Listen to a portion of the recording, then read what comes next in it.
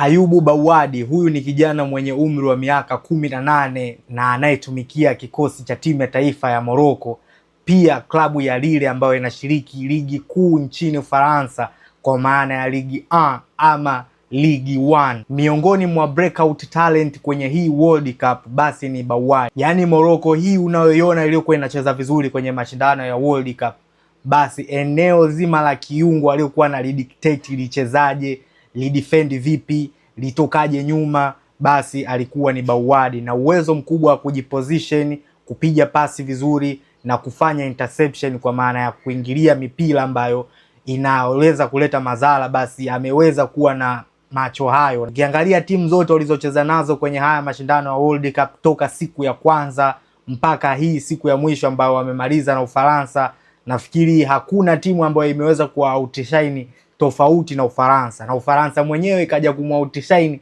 kipindi cha pili ambapo waliamua kuongeza speed kidogo, ndio unaweza kuona Bawadi kwenye ile eneo la kati akawa outshined. Ningekuwa na deni kubwa kama nisingemzungumzia Ayubu Bawadi, kwa sababu ni mmoja kati ya vijana ama ni mmoja kati ya wachezaji ambao wamenivutia sana kwenye hii World Cup ya 2026.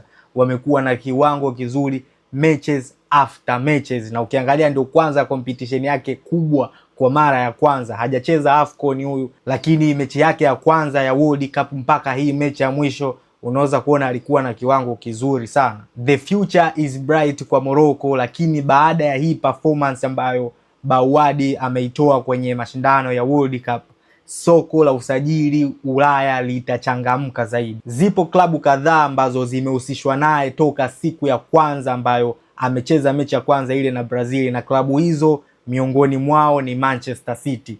Ngoja tuone ni wapi ambapo anaweza akadondokea kwenye dirisha hili la usajili ama madirisha yanayofuata ya usajili, kwa maana msimu unaokuja au msimu unaokuja tena, kama Lille watakubali kumwachia.